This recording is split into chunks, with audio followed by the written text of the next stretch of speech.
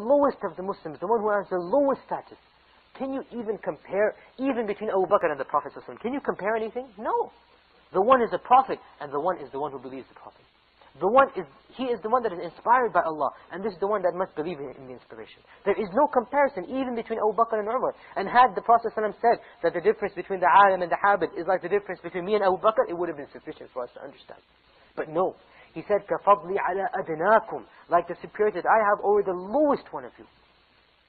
So look at this gap and this status that the alim has over the worshipper. And we're not talking about the evil person. We're talking about the worshipper, the one who offers his salah, the one who is praying constantly, the one who fasts every day, the one who goes out for jihad, the one who does this, the one who does that. We're not talking about an evil person who has forgotten Allah and His Messenger. No.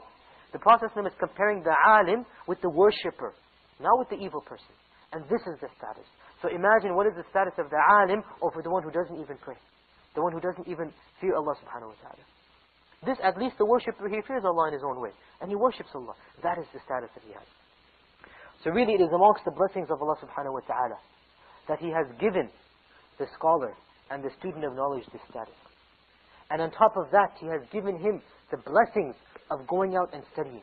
And He has made all of the creation pray and ask for forgiveness for this person. Like one hadith says, إِنَّ اللَّهَ وَمَلَائِكَتَهُ, that Allah and His angels, imagine this hadith, Allah and His angels, حَتَّى النَّمْلَةُ فِي حِجْرِهَا, even the ant in its hijr, in its mole, or what do you call an anthill, excuse me.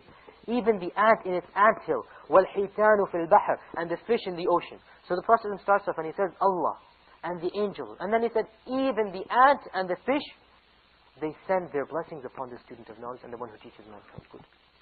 All of creation sends their blessings upon the one who is teaching mankind good. Can there be a status above this status? So now do you see why the student of knowledge and the scholars, they are the inheritors of the Prophet ﷺ? Verily prophethood has been cut off. There will never appear any prophet after the Prophet ﷺ. But the closest we can get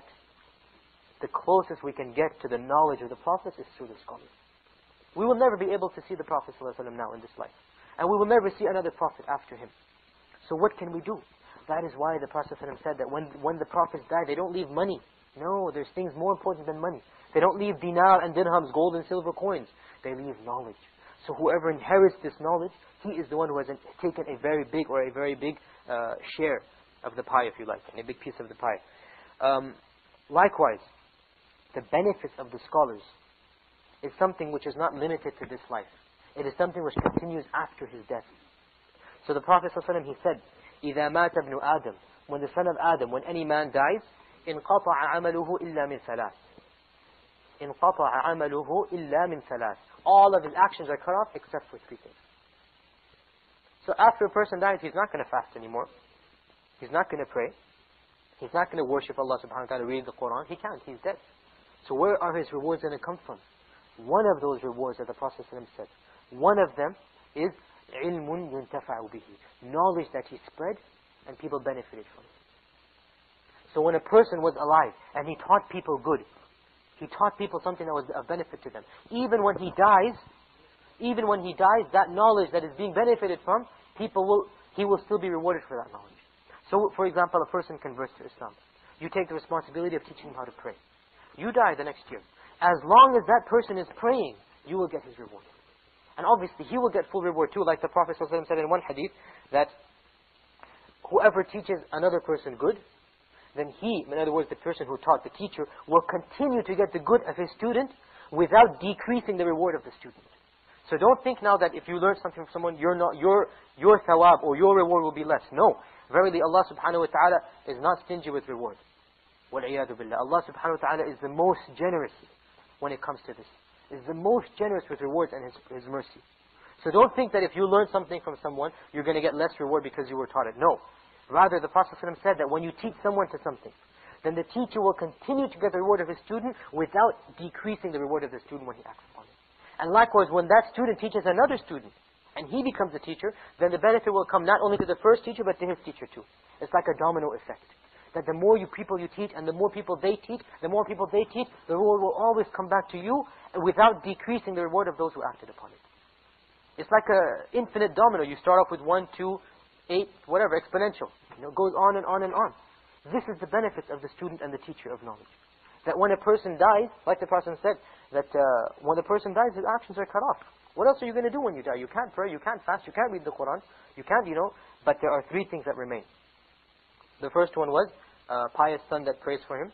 Second thing is sadaqah jariyah, which means, for example, if you built a madrasa or you opened a masjid and people are benefiting from that sadaqah, from that money. And the third thing was ilmun yuntafa'u bih, knowledge that people will benefit from. So this is one of the few things that a person can benefit from after he is dead.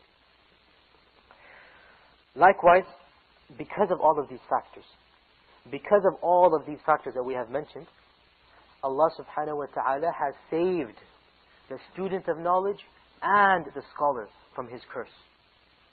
Allah subhanahu wa ta'ala says in a hadith Qudsi, الدنيا ملعونة ما فيها, that this dunya is cursed. Because this dunya always asks the people to come to this temporary pleasure. And it tries to make them forget the real pleasures of the akhirah. So the Prophet said, الدنيا ملعونة, that this dunya is cursed. ملعون ما فيها, everything inside it is cursed. إلا, except. What has been made exceptions to this curse? إلا ذكر الله وما والاه, except for the remembrance of Allah subhanahu wa ta'ala and everything related to it. In other words, prayer, fasting, salah, everything that's related to the remembrance of Allah. أو عالما أو متعلم, 3 things that have been saved from this curse. 3 things have been saved from this curse. That is applicable for this whole dunya. And we gave the reason why it's cursed. Because the dunya, it attracts you away from the akhirah. It tries to cause you to swerve away from the akhirah. So the Prophet ﷺ described this dunya as a curse, all of it. He said except for 3 things. إِلَّا ذِكْرُ اللَّهِ وَمَا وَالَاهُ, except for the remembrance of Allah subhanahu wa ta'ala and everything related to it. أَوْ عَالِمٌ, or a scholar. أَوْ مُتَعَلِّمٌ, or a student of knowledge, one who is studying under that scholar.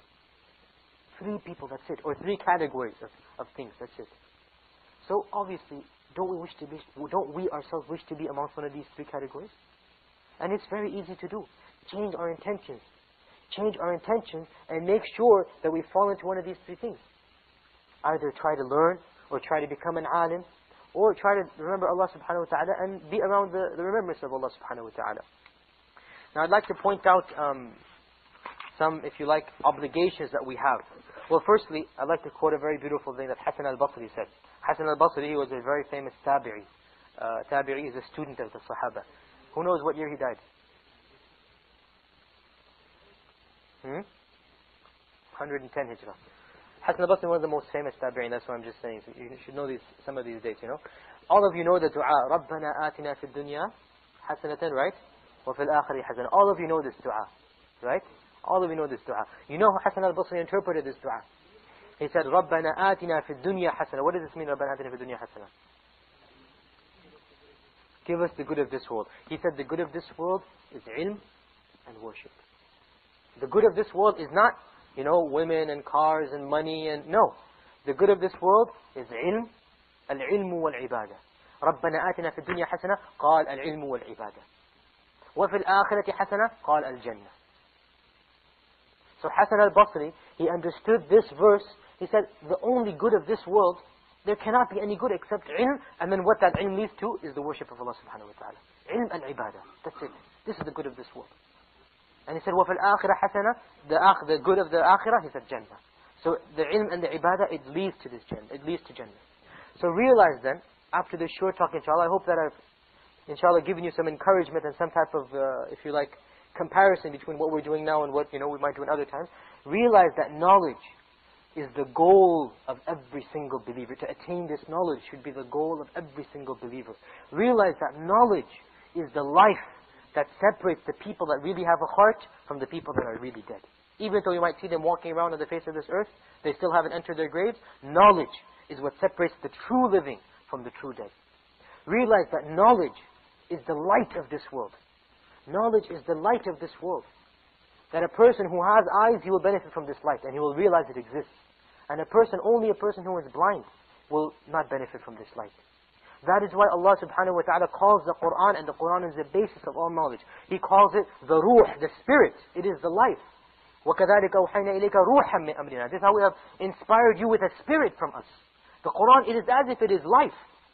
Allah subhanahu wa ta'ala describes the Qur'an, أَوَمَنْ كَانَ مَيْتًا فَأَحْيَيْنَاهُ give the example of the one who was dead, not meaning physically dead, meaning spiritually dead. He wasn't a Muslim, he wasn't worshipping Allah subhanahu wa ta'ala. We gave him life. How do we give him life? By teaching him the Qur'an and this ilm.